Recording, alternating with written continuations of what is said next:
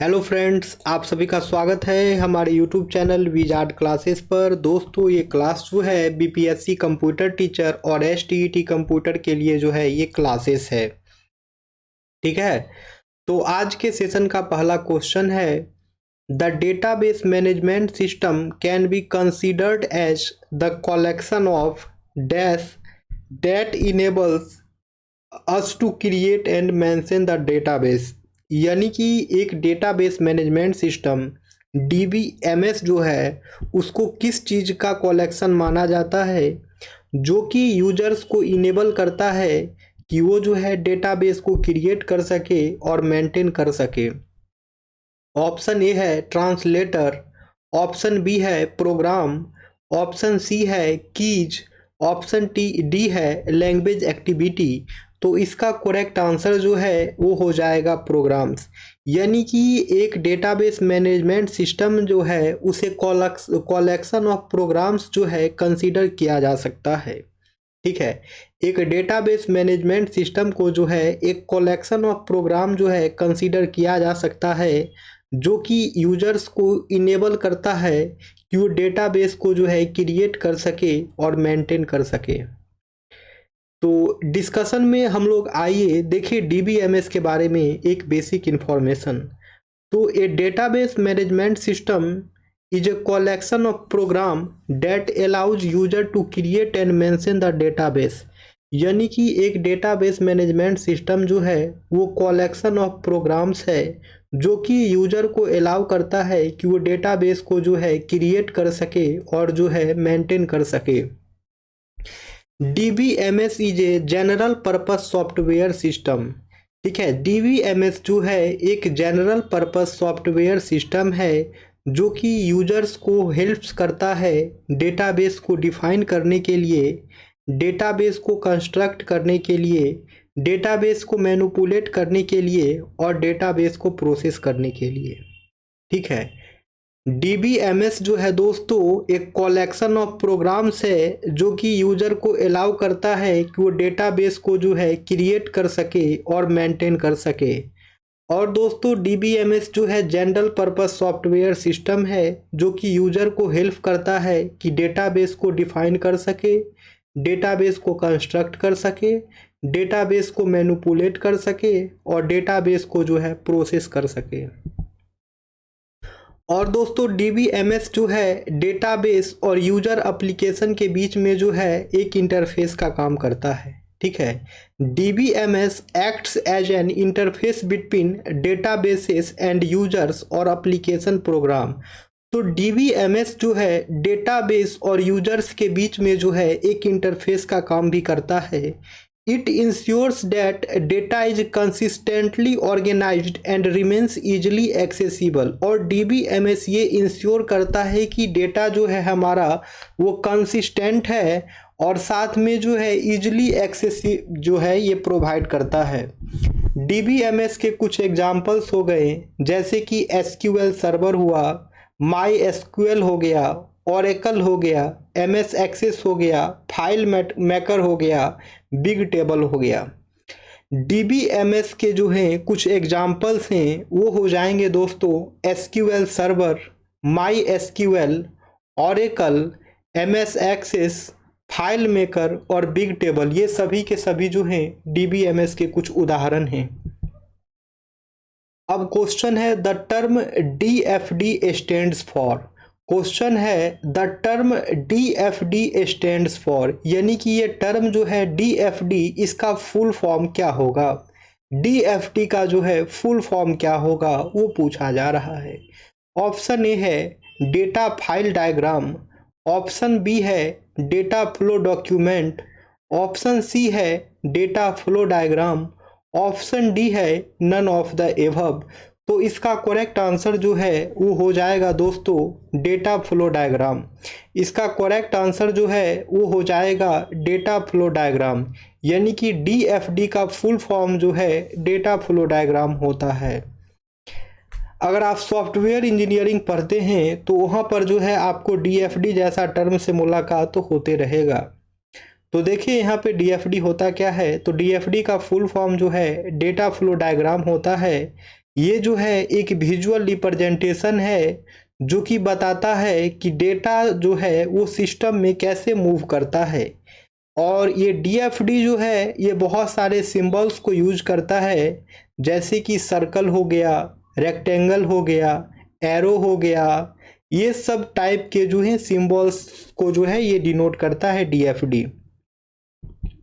DFD के बहुत सारे यूज हैं, एग्जिस्टिंग सिस्टम को एनालाइज करना, न्यू सिस्टम को मॉडल करना, ठीक है, आइडेंटिफाई करना कि सिस्टम जो है एफिशिएंट है कि इनएफिशिएंट है, पोटेंशियल प्रॉब्लम को बताना, इम्प्रूव इफ़िशियंसी को जो है इम्प्रूव करना, डेवलप बेटर प्रोसेसेस और बेटर प्रोसेसेस को डेवलप करना, ये सभी जो हैं डीएफडी के काम हैं।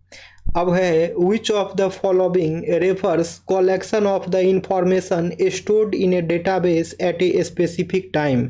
विच of the following refers collection of the information stored in a database at a specific time. तो यहाँ पे पूछ रहा है कि बताइए इनमें से कौन सा जो है वो कलेक्शन ऑफ इंफॉर्मेशन है जो कि स्टोर किया जाता है डेटाबेस पर एक स्पेसिफिक टाइम में। ऑप्शन ए है इंडिपेंडेंस, ऑप्शन बी है instance of the database, option C है स्कीमा, ऑप्शन डी है डेटा डोमेन। तो इसका करेक्ट आंसर जो है वो हो जाएगा इंस्टेंस ऑफ द डेटाबेस। इसका करेक्ट आंसर जो है वो हो जाएगा इंस्टेंस ऑफ द डेटाबेस, ठीक है। तो कलेक्शन ऑफ द इंफॉर्मेशन यानी कि इंफॉर्मेशन का कलेक्शन जो कि डेटाबेस में किसी स्पेसिफिक टाइम पर जो है स्टोर होता है उसे इंस्टेंस ऑफ द डेटाबेस कहा जाता है, ठीक है। कलेक्शन ऑफ इंफॉर्मेशन जो किसी डेटाबेस में जो है कोई स्पेसिफिक टाइम पर स्टोर हो उसे इंस्टेंस ऑफ द डेटाबेस कहा जाता है, ठीक है। तो आइए डिस्कशन देखें। The collection of information stored in a database at a specific time is called a database state, a snapshot और extension, ठीक है। तो कलेक्शन ऑफ इंफॉर्मेशन जो कि डेटाबेस पर जो है किसी स्पेसिफिक टाइम पर जो है स्टोर रहे उसे डेटाबेस स्टेट, स्नैपशॉट, एक्सटेंशन या फिर इंस्टेंस ऑफ द डेटाबेस कहा जाता है, ठीक है। A database is a collection of related data that is organised into tables, rows and column. एक डेटाबेस जो है एक रिलेटेड डेटा का कलेक्शन होता है जो कि टेबल्स के फॉर्म में ऑर्गेनाइज होता है, और टेबल्स में जो है दोस्तों रोज और जो है कॉलम होता है। The data in a database can change frequently and the extension of a database varies with time, ठीक है। तो डेटाबेस में जो भी डेटा होते हैं उसे फ्रीक्वेंटली चेंज किया जा सकता है और उसके एक्सटेंशन जो है वो वेरीज करते रहते हैं टाइम टू टाइम। डेटाबेस से रिलेटेड कुछ और भी इम्पोर्टेंट टर्म है, जैसे कि फील्ड क्या होता है, रिकॉर्ड क्या होता है, टेबल क्या होता है, डीबीएमएस क्या होता है। तो आइए इस सब को देख लें। तो फील्ड जो है contains the most detailed information about people, event, object and transaction। तो ये फील्ड जो है मोस्ट इम्पोर्टेंट जो इन्फॉर्मेशन होता है उसको ये कंटेन करता है, ठीक है। जैसे कि कोई पीपल के बारे में हो गया, किसी इवेंट के बारे में हो गया, किसी ऑब्जेक्ट के बारे में हो गया या फिर किसी ट्रांजैक्शन के बारे में हो गया, ये सभी इन्फॉर्मेशन जो है फील्ड के अंदर कंटेन होते हैं। रिकॉर्ड क्या होता है, तो कलेक्शन ऑफ रिलेटेड फील्ड को रिकॉर्ड कहते हैं। कलेक्शन ऑफ रिलेटेड फील्ड को जो है रिकॉर्ड कहते हैं। अब है टेबल किसको कहते हैं, एक collection of related record with a unique table name, ठीक है। तो टेबल जो है कलेक्शन होता है रिलेटेड रिकॉर्ड का और उसका नेम जो है यूनिक होता है। डीबीएमएस यानी कि डेटाबेस मैनेजमेंट सिस्टम, तो डीबीएमएस जो है एक सॉफ्टवेयर है जो कि डेटाबेस में डेटा को स्टोर करता है, डेटा को मॉडिफाई करता है और डेटा को जो है मैनेज करता है। अब क्वेश्चन है the term SQL stands for.